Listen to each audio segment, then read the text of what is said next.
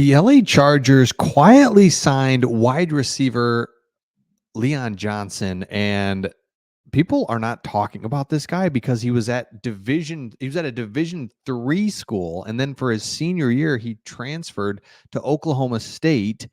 Then he has an outstanding pro day. He's 6'5". He's makes contested catches, and the Chargers have him. So let's take a look at this guy real quick, and we'll get into his story. It's unique, and that's why no one is on nobody's radar.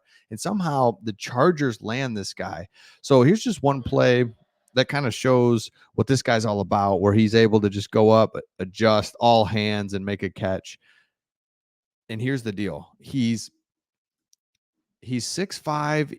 He was at George Fox Division 3 school. And then when he goes to Oklahoma State, he kind of gets into the game because of injury depleted wide receiver room. So he played sparingly in 3 of the first 7 games. And then he still finished the year third on the team with 539 yards receiving, 33 catches. And so basically goes through. He's got a catch here. He's got, basically produced. It's like, all right. So he comes from Division 3, then he produces at Oklahoma State. It's like, okay. I mean, it's kind of weird. But here's what's interesting about this guy is when he goes to the Big 12 Pro Day at 6'5", 217, he runs a 4.5 40. And so you're like, okay, let's take a look at this guy. Broad jump of 10 feet, 10 inches, which would have ranked 5th among wide receivers at the NFL Combine, 35-inch vertical, and then he ran that 4.5. So it's like, well, what the heck? Maybe this guy's best football days are ahead of him. Like, that's what you're kind of wondering if you're the Chargers and why you would take this chance. And it's not even a chance. He's an undrafted free agent. You never know. Because again, we look at that wide receiver room that I don't think is as bad as it seems. Because you did lose some of your main wide receivers, then it does look a little weird because it's like, man, where's that star power? But Joshua Palmer can play. Ladd McConkey, we know, can play. DJ Chark is a proven pro and a guy that has a high floor. Don't know what his ceiling looks like. That's the best way to describe him. Brendan Rice, Cornelius Johnson, these guys are picked up. But then you've got Leon Johnson, a guy that can absolutely get it done if you're a Chargers fan. So again, you look at him. Here's his story as he gets to Oklahoma State University. He was redshirting, then he's not redshirting. It's been bananas, but he's always been reminding me of everything is a bonus. Everything that happened since he left George Fox has been a bonus that we never thought we would have.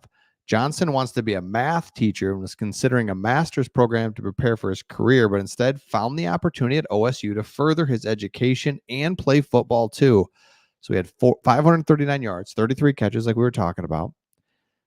Overall, Johnson was pleased with his performance, from his measurements to his routes to his receiving drills, and with his size and hands he showed both Thursday and on film. He has a chance to catch some attention in the NFL from NFL types. Well, he got that with the Chargers, and I'm curious to see how that goes and what really that looks like as he gets into training camp, because remember, they've got rookie OTAs, or they got rookie minicamp, OTAs. They've got a little bit of mandatory minicamp coming up here, and then they hit training camp at the end of July.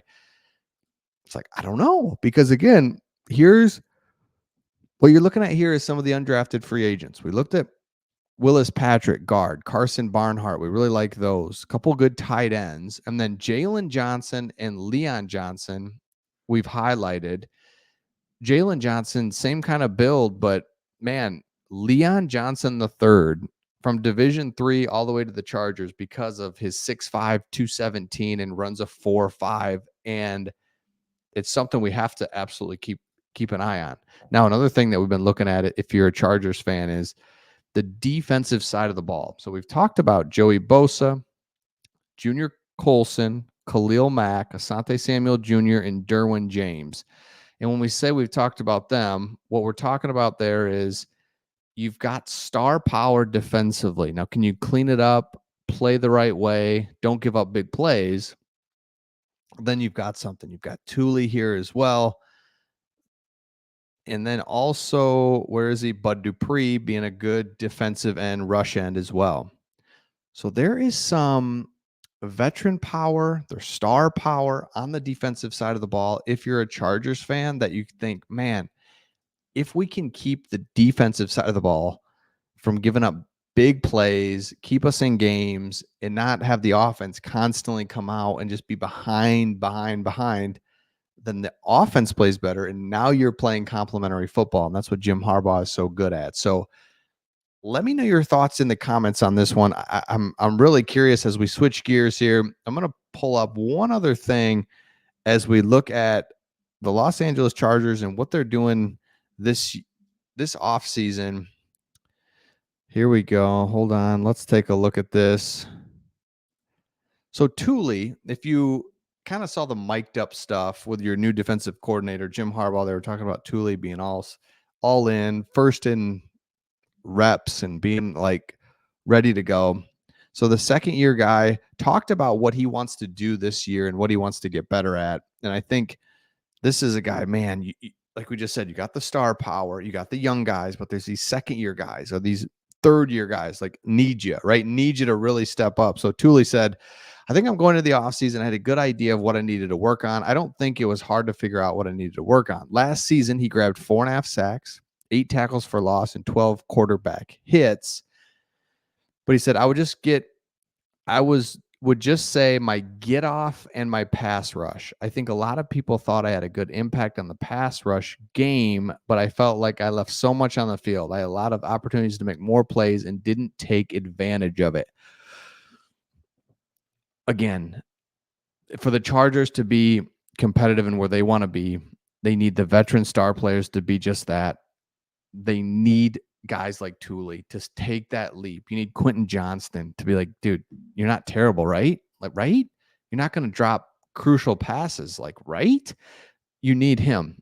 You need Thule. And if you can do that, then the next thing you know, this team and the Chargers can really be something that is kind of unexpected because Jim Harbaugh is going to make you physical. He's going to make you disciplined. You're going to play complementary football. You've got the right quarterback. You've got the coach. You've got maybe more talent than you realize or don't.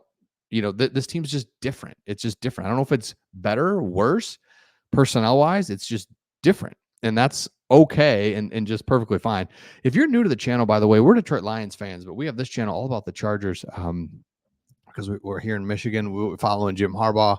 Can't wait to see what he can do for the Chargers. And so this is an unbiased look into your team on this channel. So make sure you subscribe if you watched a few videos by now, and we'll see all of you on the next one.